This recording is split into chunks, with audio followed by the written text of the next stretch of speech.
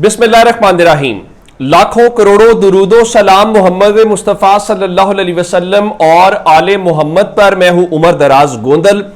सुहेल वड़ाइच साहब का मजमून के बाद डीजी ISPR की तरदीद, उसके बाद सुहेल वड़ाइच साहब का बजरिया हबीब अकरम साहब रद्द-ए-अमल के मैंने तो कभी इंटरव्यू नहीं कहा, नंबर 1, और मैं मजीद कुछ नहीं कहूंगा।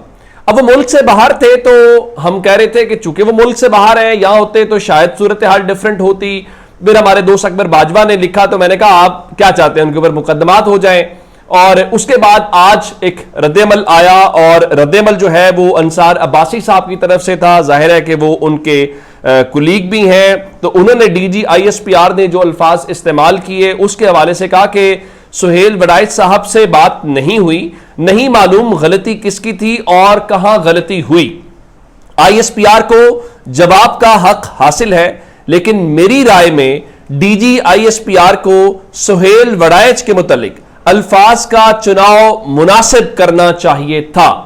अब उन्होंने जाहिर है उनके बारे में मन घड़त और इस किस्म की सारी बातें की, तो अब उनकी जानिब से यह मामला आया। अब पाकिस्तान में रिवाज तो यह है कि बहुत सारे लोग जब कोई ऐसी गुस्ताखी करें जो ताकत के हलकों में नापसंदीदा हो या नागवार गुजरे, तो हमें वो शख्स ढूंढना भी मुश्किल हो जाता है। मैंने आपको बताया था कि इमरान खान का जो दूसरा भांजा है शेर शाह, उसको घर के करीब से आज नामालूम अफराद जो हैं वो सिविल कपड़ों में मलबूस ले गए।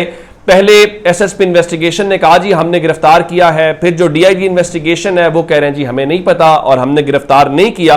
तो पाकिस्तान में चीजें इस तरह से आपको पता है कि होती हैं।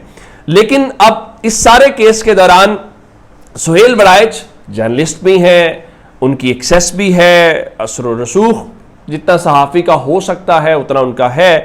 तो अब उन्होंने जो मजमून लिखा वो मुल्क से बाहर है, तो वो कुछ लिख भी नहीं रहे, कुछ बोल भी नहीं रहे। तो इसमें एक और बात इंपॉर्टेंट ये थी कि कहा गया कि उनके इदारे को जिम्मेदारी का मुजाहरा करना चाहिए था। और आप हैरान इस बात के ऊपर होंगे, जो जंग अखबार है उसकी जिम्मेदारी सुहेल वड़ाइच साहब के पास है। एज ए एडिटर उन्होंने देखना था, तो उन्होंने, अब बाकी फिर मीर शकील रहमान ही रह जाते हैं। तो अब इत्तलात के मुताबिक पहल हो गई है। आजकल तो पाकिस्तान में हालात इतने इस किस्म के हैं कि वो एक आदिल उमर या उमर आदिल जो है, जो PTV पे भी एक ज़माने में नजर आते थे, उनके ऊपर उन्होंने जो अराई बरादरी है उनके बारे में कोई जुमला कहा और उनके ऊपर मुकदमा दर्ज हो गया और गिरफ्तार हो गए। तो अब आज खबर ये आई है, जो वकास अवान साहब ने खबर ब्रेक की है कि लाहौर में FIA कह लीजिए, अब FIA खत्म हो गया है, वो NCCI जो नेशनल साइबर क्राइम एजेंसी है, इन्वेस्टिगेशन एजेंसी, वो आ गई है। उनके पास आज एक दरखास्त जमा करवाई गई है और उसमें दरखास्त से इस्तदा यह की गई है कि सुहेल वड़ाइच के ऊपर मुकदमा दर्ज किया जाए। अच्छा, वो मुकदमा क्यों दर्ज किया जाए? मुकदमा इसलिए दर्ज किया जाए कि जो कॉलम निगार सुहेल वड़ाइच हैं, उन्होंने फील्ड मार्शल से मुतालिक झूठी खबरें फैलाई हैं, झूठी मालूमात दी हैं।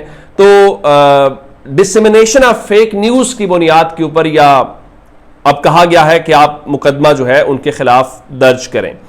ये जो दरखास्त आई है, क्योंकि आम तौर पे इस किस्म का होता है कि जब पाकिस्तान में किसी शख्स को सबक सिखाना हो तो गवादर से लेकर आखिरी हिस्से तक पाकिस्तान के जो है वो कुछ मुहिब्बे वतन शहरी सामने आते हैं।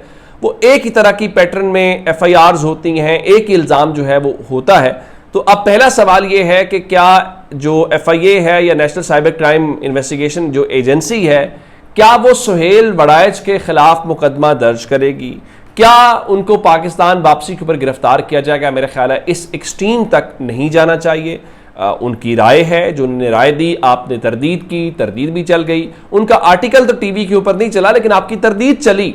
तो अब मेरा ख्याल है इस इशू को यहां पे वाइंड अप कर देना चाहिए। अब चीजें तारीख के ऊपर छोड़ देनी चाहिए। बहुत सारी चीजें हमने ये देखा कि माजी में जब जनरल बाजवा के दौर में मुलाकातें हुई, उस वक्त भी तरदीद की गई, लेकिन तारीख ने फिर कुछ और उसका हल निकाला। तो मेरा ख्याल है अब लेट द हिस्ट्री डिसाइड, कि अब वो डिसाइड करेगी कि किसने क्या कहा। अभी तो वो जो ज़हूर साहब थे, वो उनके 2 बयानात जो उन्होंने खुद, उनके बयान के अंदर तजाद मैंने आपको रात को बड़ी डिटेल में बताया कि जो समा न्यूज़ के ऊपर बैठ के वो बात कर रहे हैं वो अलग है, जो उनका वीडियो पैगाम आया वो इंटायरली डिफरेंट है। तो ये तो हमें उस हवाले से नज़र चीज़ों की आ रही है। अच्छा जी, दूसरे नंबर के ऊपर जी आज आ जाएं मुस्लिम लीग नून के हवाले से के और पीपल्स पार्टी के हवाले से एक खबर और मैं आपको दे देता हूं कि अलीमा खान के दोनों साहबजादों को अब अमलन गिरफ्तार कर लिया गया। तो तहरीक इंसाफ ने तो आज कहा कि अलीमा खान के दूसरे बेटे शेरशाह की गिरफ्तारी की शदीद मजम्मत करते हैं। इस तरह गिरफ्तारी कानून और इंसाफ के जनाजे को सरे आम निकालने के मुतरादिफ है।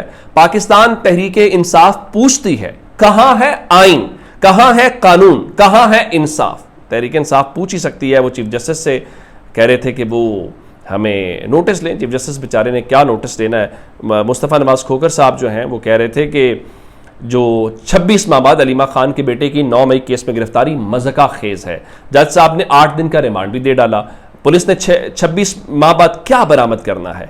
पाकिस्तानी अदलिया हमेशा जालिम के हाथ में एक हथियार के तौर के ऊपर इस्तेमाल हुई है, लेकिन आप जजेस के ऊपर बात नहीं कर सकते, या बाकी हमें पता ही है। तो तहरीक इंसाफ जो है वो आज अपने तौर पे भी उन्होंने बात की, और वो इस बात के ऊपर हैं कि देखें हम चुप करके बैठे हुए हैं। और लोगों ने कहा कि आज अलीमा खान के जो बेटे एक की जब आज उनकी पेशी थी तो कितने लोग MPs आए, कितने MNAs आए, तो ये भी सवाल उठाया जा रहा था। फिर शायद खटक जो है उन्होंने सवाल उठाया, उनका अलीमा खान के बेटों की गिरफ्तारी के खिलाफ अब तक सियासी कमेटी, कोर कमेटी, पार्लिमानी कमेटी समेत तमाम ओहदेदार जिनके पास पार्टी फैसलों का इख्तियार है अब तक कोई इजलास तलब क्यों नहीं किया, एहतजाज की कॉल क्यों नहीं दी। जब बहनें शिकवा करती हैं तो फिर बुरा लगता है। अब तक पार्टी में इमरजेंसी हालात होने चाहिए थे।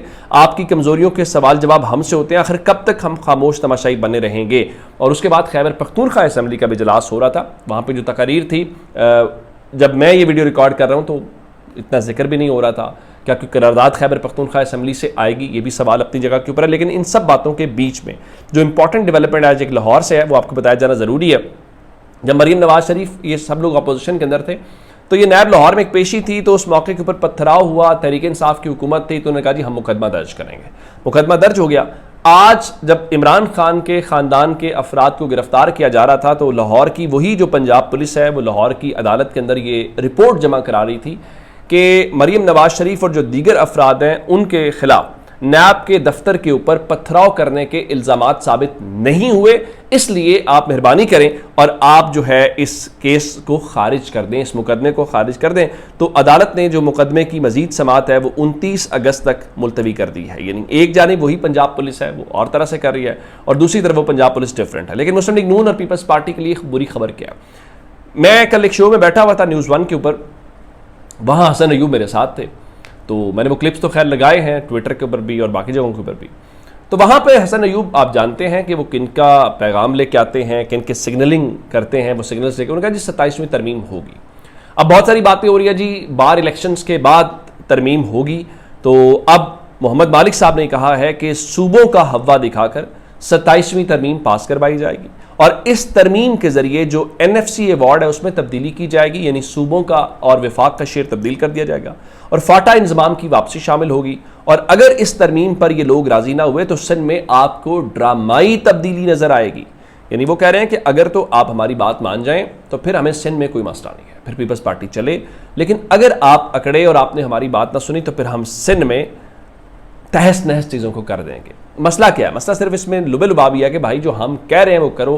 और 27वीं यानी तरमीम का मतलब ये होगा, अगर ये आप NFC अवार्ड वाला करने जा रहे हैं, कि आपने रोल बैक कर लिया 18वीं तरमीम को, आपने रोल बैक कर लिया जिसके ज़रिए आपने ये फाटा वाला सारा मसला हल किया। और ये बात यहाँ तक नहीं रुकेगी, बात थोड़ी और भी जाएगी। तो अब देखें उस पर क्या होता है और पीपल्स पार्टी रेजिस्ट कर पाती है कि नहीं कर पाती। मेरे ख्याल से रेजिस्टेंस का इम्कान कम है। रेजिस्टेंस हुई तो फिर हुकूमत घर नहीं जाएगी, फिर सबकी छुट्टी होगी। अपना बहुत सारा ख्याल रखिएगा। खुदा हाफिज़।